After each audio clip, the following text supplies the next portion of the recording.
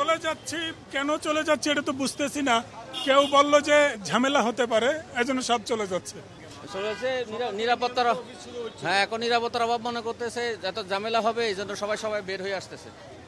আর police প্রোটেকশনটা নেই, এই দুঃশাসন যে আওয়ামী লীগ করছে, এর সাথে সচিবালয়ে যে সমস্ত সারা বাংলাদেশে যে সমস্ত সরকারি কর্মকর্তারা এই আওয়ামী লীগকে সহযোগিতা করছে তাদেরকে চিহ্নিত করা হবে, তাদের বিরুদ্ধে ব্যবস্থা নেওয়া হবে। আমাদেরকে একটু বলবেন যে আসলে কি হয়েছিল, আপনারা এত সকালে আসলেন, এখন চলে যাচ্ছেন কেন? আসলে আমরা শুনতাম যে আপনার কোথাও আগুন লাগছে, এটা গুজব ছড়াইছে একটা, সচিবালয় নাকি নিরাপদ না, যেহেতু এখন কোনো পুলিশ নাই। হ্যাঁ, আমাদের নিরাপত্তার অভাব, এই জন্যই সবাই ভাগতেছে, সবাই চলে যাচ্ছে অফিস থেকে, মানে নিরাপত্তা অভাবে, নিরাপত্তা নাই বলেই সবাই চলে যাচ্ছে। হ্যাঁ, আগুন লাগছে, আমাদের গ্রাম ফ্লোরে নাকি আগুন লাগছে, এর মতো কথা বললো একটা। হ্যাঁ, তারপর থেকে বলতে সবাই চলে যাও অফিস থেকে। হ্যাঁ, অফিসে আপাতত কোনো নিরাপদ নাই, যেহেতু কোনো সিকিউরিটি নাই, গার্ড নাই, পুলিশ নাই, কিন্তু অফিসে কিন্তু আমাদের আপনার আর্মিরা আছে, অন্য সংস্থারও আছে, গেটে আছে, আমরা দেখছি। আমাদের নিরাপত্তা আছে, আমি মনে করতে আছে। হ্যাঁ, কিন্তু তারা ভাবতেছে নিরাপত্তা নাই, এই জন্য তারা অফিসে চলে যাচ্ছে। মানে একটু মিটিং হয়েছে জনপ্রশাসনে, সবাই একান্ত মিলে, মানে এর জন্য আর কি সবাই আতঙ্কে মানে চলে যেতেছে।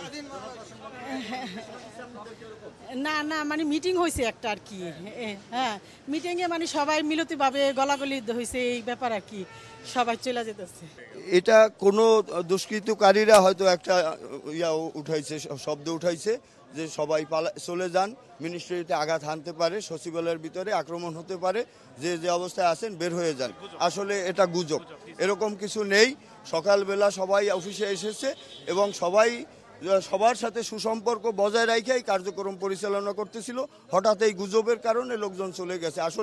আসলে ইনফরমেশন অনেকে খোঁজ নেওয়ার সময় পায়নি বা চেষ্টা করেনি। আরও কথা আছে, গভর্নমেন্ট ফোন করে নাই তো। আমি নুরুজ্জামান, আমি সিনিয়র সেক্রেটারি 20 ব্যাচের অফিসার, রেলওয়ে মন্ত্রণালয়ে ডেপুটেশনে আছি, নির্বাহী ম্যাজিস্ট্রেট হিসেবে রেলওয়ে পশ্চিম অঞ্চল স্টেট অফিসার। আজকে মূলত আমাদের সিনিয়র জুনিয়র অনেক কলিগ আসছিলেন, জাস্ট দীর্ঘদিন এরা আসলে সচিবালয়ের বাইরে দীর্ঘদিন কর্মরত ছিলেন।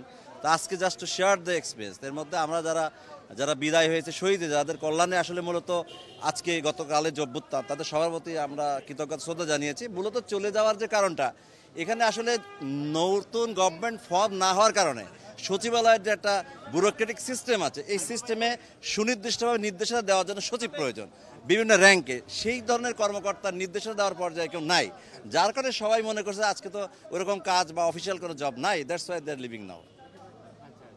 এটা রিউমার কোনো একটা হয়তো থাকতে পারে। মূলত যত কর্মকর্তা দেখছেন তাদের বসের দিকেও না থাকে, সর্বোচ্চ কর্মকর্তা না থাকলে যা হয়। সুতরাং সবাই তো কোনো নির্দেশনার অপেক্ষায় আছেন। নতুন গভর্নমেন্ট ফর্ম করলে অফিসিয়ালি এবং ফর্মালি হয়তো তারা জব সার্ভিস দিবেন।